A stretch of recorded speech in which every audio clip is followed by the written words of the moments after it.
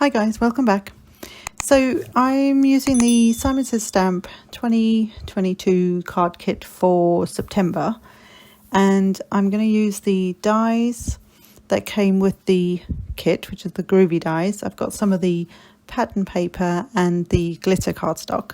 I also embossed a piece of the pink, I think it's doll pink, with the embossing folder that came in the kit as well. Everything's from the kit today. So I have a few stamps from the stamp set, and I also have the bling that came with it.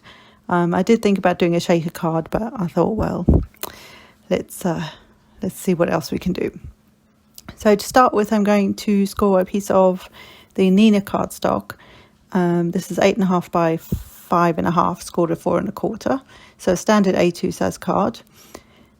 And then what I'm going to do is I've got a piece of another piece of Nina, and I just kind of eyeballed the size,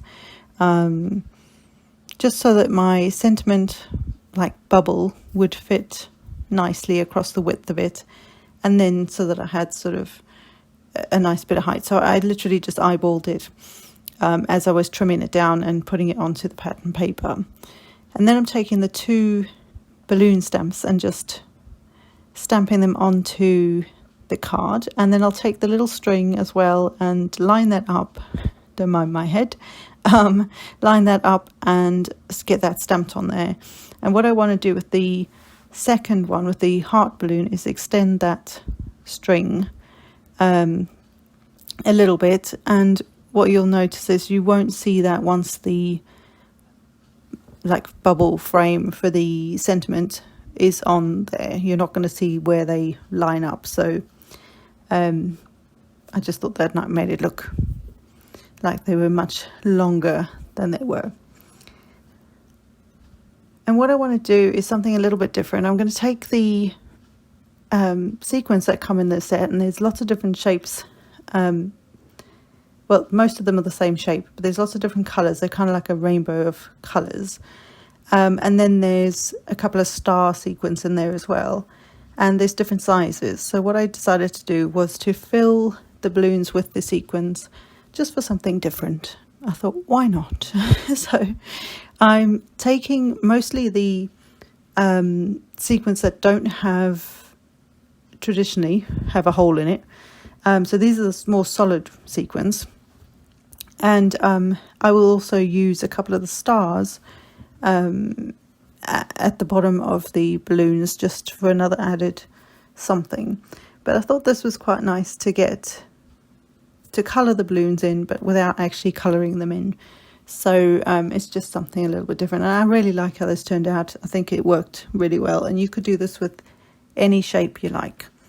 I have to say the heart shape was actually easier than the sort of ovalness of the other balloon.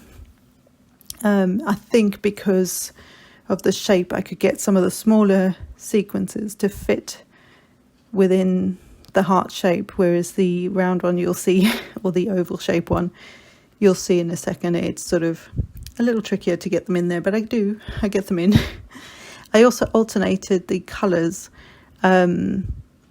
So there's pinks, blues, a yellowy colour, a purple, and so I just alternated those colours so that there weren't too many of the same colour sitting next to each other. So when you shine this, and you'll see that later on, it in the light, it kind of has this, rainbowy colour thing going on. But they're kind of like pastel-y, so they're more, I would say, unicorny. So I did the other balloon off camera just to save some time. And now I have my a strip of the pattern paper. I thought these little hearts worked really, really nicely with this whole birthday theme. I thought that was quite sweet. And this would make a lovely little girl's card, I think. And so I'm popping that on there. I think this piece is about... The pink embossed piece is 4 by 5 1/4, so the strip of pattern hearts is, I want to say, about 1 3/4 maybe by 5 1/4. And then the strip of blue glitter cardstock, I just cut a strip about 1/4 of an inch wide, and then I will add that on and trim off the excess. That's just an easier way of getting little strips on there. And also it just kind of finishes off that pattern paper and just makes it all look like it's meant to be where it's meant to be, if that makes any sense. And then you've got the nice embossed piece in the background. And I just thought that was a bit of fun. So what I will do now is I have cut 2 of the outline bubbles, or what I'm calling the bubbles, kind of like the shadowy piece. So that's one part of the die. The second part of the die is the words happy birthday.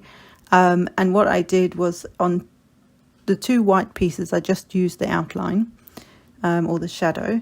On the second one, I used the shadow and the words and temporarily taped them when I ran it through my machine, my die cut machine, so that I could cut them out of the blue cardstock that also comes in the kit. And that way you get this nice, easy way of getting it back, like a piece behind it, behind the colour. And also helps when if you want it to look like a whole piece of, like a bubble. You know, the old days used to do that bubble writing. I don't know, when I was a teenager we used to do that a lot. And it kind of gives that sort of vibe. You could have easily, or I could have easily just die cut the words, or the words, and just stuck the letters on in the bubble itself. You can do that too, but I just thought this was a cool way of getting that on there. And also it kind of plays to my OCD where things kind of match up nicely, because I don't know about you, but trying to line up letters and words into a bubble, that isn't, I don't think it would be the easiest thing for me. So I am going to fiddle and faff here for a minute just while I get the inner parts of the letters on and in place. And I just left them in, to start with, I left them in the letters, popped the letter back in with glue behind the part that I wanted to stay within the word, you know, the main sentiment, and then used a pin just to pick out the rest of the other letter. That made any sense? Hopefully it does. Hopefully you can see what I'm doing as well. So, and just getting those innards back in there. Eventually I just popped out each little section and then just eyeballed it. To be honest, it was a little easier that way, because I didn't have to pick out the letters themselves.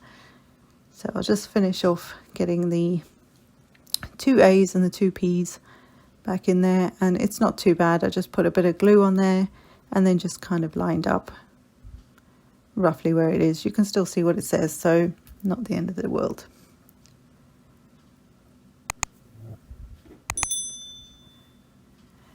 And then get my next A in, and then the 2 P's. So I've got to say, this kit is, I'm loving this kit. I've made a few things now with this kit, and yeah, I still have one other idea that I will come back and show you. I do want to do a couple of technique things with embossing folders, but I may go back to September, so to August kit, because I haven't actually used the embossing folder from there, and I will share that with you as soon as I can. So now I'm just going to stick this straight onto the old card base. I'm using wet adhesive. If you use a dry adhesive like a tape runner or something like that, just make sure the tape is strong enough. The reason, and that you go all the way around the edges, because you've embossed a piece of cardstock, so it tends to want to pop up if there's not enough adhesive to hold all those areas down. Because bear in mind, some of those embossed areas where you put the adhesive on the back of it are essentially debossed, so they don't make contact with the card base. So just make sure you've got strong adhesive if it's a dry adhesive, or make sure that you have wet adhesive that goes all the way around, kind of like I did, and it shouldn't go anywhere. So for the middle panel, I'm going, or the main sort of topper, I haven't used that word for a while. I'm using some thin foam adhesive. I got the stuff off Amazon. It's super inexpensive, but it's a huge roll, and probably going to last me quite a while. So I got that on the back of the sentiment and the the balloons, I thought because this foam adhesive isn't super thick, that having both popped up on the foam would actually still be flat enough and wouldn't affect postage and things like that, which I don't think it will. So I've got my balloons on there, and now I'm just going to pop the sentiment right over the join line of the strings so you don't see that. And there we go, there's card number 1. I forgot to say I'm doing 2 cards in this video. So there's card number 1 with the blingy balloons. And I really love how that turned out. I was quite chuffed with that for a very simple card. So for this next one, I'm using archival ink, and I've got a piece of the mirror sort of holographic rainbow paper, I think that's what it's called. Another piece of the blue, I think it's island blue paper, and then one of the patterns had all these sort of like 3x4 size what you could use as a 3x4 card or tag, or in your project life, that kind of thing, and of course the stamp set. So I'm using the big happy birthday outline stamp, and I just thought this would look very cool on this particular 3x4 piece. The bottom left, it actually says say what and then you've got the speech bubble, and then I thought happy birthday would fit in there so nicely. Now I could have coloured this in. You can colour it in, obviously. If it's archival ink, then it's a permanent ink, so you should be able to use a watercolour. I don't know if you can use an alcohol ink with it. I don't think you can, but I will do something at the end just for an added touch, which when I edited, I realised you couldn't really see it. But anyway, we'll still show you what we do. So then I took the embossing folder again, as I did in the first card, but I used it on this piece of holographic rainbow paper, and then just deciding where to put the topper again, you know, the main part of the card. And this piece measures, the holographic measures 4 1/4 by 5 1/2, and I'm actually going to trim it down slightly.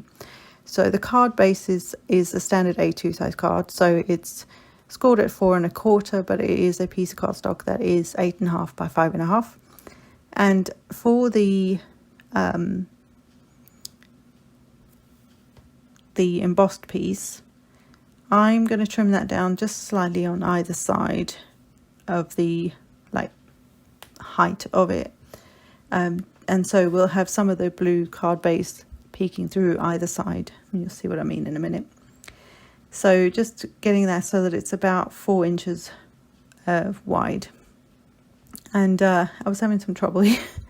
So I think my cardstock, I thought it was a bit squonk, so I tried to just double check that it wasn't, but I couldn't get it to line up straight in the machine, so I just went with it. It's fine. So now we'll have a slightly bit of this island blue sticking out either side, and this is pretty much the card. I mean, it doesn't get simpler than this. So both these cards were very easy to do. You know, the sequence on the first one, you could do that with anything, any shape that you find in your stamp stash. You could draw a shape, that would work too. And then the second one is just even easier. So very simple cards, especially for me, because I like all the detailed stuff. But I had fun doing this. This was actually harder for me to put together, weirdly enough, because it's almost like they're too simple for me. But I really like them, and I love that holographic paper. That's so cool, especially when you emboss with it. So I'm just using that same foam tape again because it's quite thin, and I got that on the back of the whole embossed piece to raise that up slightly. And then I will do the same with this, you know, the sentiment part of the card. And I know there's a lot of adhesive or foam adhesive on there, but bear in mind that the sentiment, or this main topper, is paper. So just to help sturdy that up a bit, I decided that actually I was putting foam on the back of the whole thing. So just to add something, and this is the bit you're probably not going to see in the video, but you can see it in real life when you shine a light on it and tilt it. This is a Spectrum Noir clear sparkle pen, and I've had this thing for years. They're very, very cool. The other option, if you have the Aqua Shimmer pen from Nouveau in the clear, again, that will work just fine. Or even a wink of Stella would work. These ones tend to have a more silvery, clear kind of shimmer in them, or a white shimmer, whereas the Wink of Stella tends to have a more gold tint to it. But either one would work for this card. And I think this was just a nice added touch because I wasn't sure if I was going to colour these in or not, and I actually liked that sort of black and white kind of look there. And looking at it now, it looks like I've put that on there squonk, but anyway. so unfortunately you can't really see it on here, but there is shimmer all over the happy birthday part of the sentiment, just to add to it a little bit. So I hope you've enjoyed this. 2 cards, 1 kit. And check back for more fun. I will have some embossing folder techniques coming up soon as well. So stay tuned for that, and I will check you later. Bye for now.